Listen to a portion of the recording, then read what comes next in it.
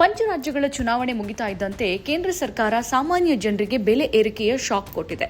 Commercial cylinder ಬೆಲೆಯಲ್ಲಿ ಏಕಾಏಕಿ ಭಾರಿ ಏರಿಕೆ ಮಾಡಿರೋದು ಈಗ ಹೋಟೆಲ್ ಉದ್ಯಮ ಮತ್ತು ಆಟೋ ಚಾಲಕರ ನಂತರ ನೇರವಾಗಿ ಪೇಯಿಂಗ್ ಗೆಸ್ಟ್ ನಿವಾಸಿಗಳ ಮೇಲೆ ಪರಿಣಾಮ ಬೀರಲಿದೆ.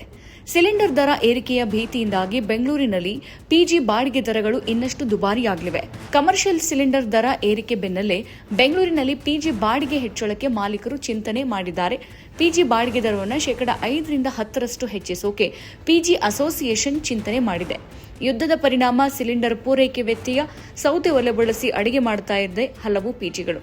ಇನ್ನು ಕೇಂದ್ರ ಸರ್ಕಾರ ಕಮರ್ಷಿಯಲ್ ಸಿಲಿಂಡರ್ ಬೆಲೆಯನ್ನು ಏಕಾಏಕಿ 993 ರೂಪಾಯಿಗಳಷ್ಟು ಏರಿಕೆ ಮಾಡಿದೆ. ಇದರ ನೇರ ಪರಿಣಾಮ ಈಗಾಗಲೇ ಬೆಂಗಳೂರಿನ ಹೋಟೆಲ್ಗಳಲ್ಲಿ ತಿಂಡಿ ಮತ್ತು ಊಟದ ಬೆಲೆಗಳು ಹೆಚ್ಚಾಗಿದೆ.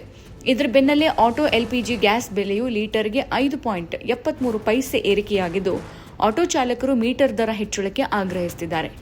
ಈಗ ಈ ಸಾಲಿಗೆ ಪಿಜಿ ಮಾಲಕರು ಸೇರಿದ್ದು ಬಾಡಿಗೆ ಹೆಚ್ಚಳ ಅನಿವಾರ್ಯ ಅಂತ ವಾದಿಸ್ತಾ ಇದ್ದಾರೆ. ಈ ಕುರಿತು ಪ್ರತಿಕ್ರಿಯಿಸಿರುವ ಪಿಜಿ ಅಸೋಸಿಯೇಷನ್ ಅಧ್ಯಕ್ಷ ಅರುಣ್ ಕುಮಾರ್, ದಿಢೀರಾಗಿ ಕಮರ್ಷಿಯಲ್ ಗ್ಯಾಸ್ ಬೆಲೆ 993 ರೂಪಾಯಿ ಜಾಸ್ತಿಯಾಗಿರೋದು ಪಿಜಿ ಮಾಲೀಕರಲ್ಲಿ ಆತಂಕ ಮೂಡಿಸಿದೆ. ಈಗಾಗಲೇ ಮಧ್ಯಪ್ರಾಚ್ಯದಲ್ಲಿ ನಡೆಯುತ್ತಿರುವ ಯುದ್ಧದ ಪರಿಣಾಮವಾಗಿ ಕಮರ್ಷಿಯಲ್ ಸಿಲಿಂಡರ್ ಪೂರೈಕೆಯಲ್ಲಿ ವ್ಯತ್ಯಯ ಉಂಟಾಗಿದೆ. ಅಗತ್ಯ ಆಹಾರ ಪೂರೈಕೆ ಮಾಡೋಕೆ ಪಿಜಿ ಮಾಲೀಕರು ಹರಸಾಹಸ ಪಡ್ತಿದ್ದಾರೆ. ಕೆಲವು ಪಿಜಿಗಳಲ್ಲಿ ಅನಿವಾರ್ಯವಾಗಿ ಸೌದೆ ಒಲೆ ಬಳಸಿ ಅಡುಗೆ ಮಾಡಲಾಗ್ತಿದೆ ಮತ್ತು ಮೆನ್ಯೂನಲ್ಲಿ ಕಡಿತ ಮಾಡಲಾಗಿದೆ. ಇಂಥ ಪರಿಸ್ಥಿತಿಯಲ್ಲಿ ಗ್ಯಾಸ್ ಬೆಲೆ ಏರಿಕೆಯ ಹೊರೆಯನ್ನು ಹೊರೋಕೆ ಸಾಧ್ಯವಿಲ್ಲ ಎಂದಿದ್ದಾರೆ. ದಿನೇ ದಿನೇ ದುಬಾರಿ ಆಗ್ತಿರುವ ಬೆಂಗಳೂರಿನಲ್ಲಿ ಪಿಜಿಗಳನ್ನು ನಿರ್ವಹಣೆ ಮಾಡೋದು ಕಷ್ಟಕರವಾಗಿದೆ ಅಂತ ಪಿಜಿ ಮಾಲಕರು ಅಳಲು ತೋಡ್ಕೊಂಡಿದ್ದಾರೆ.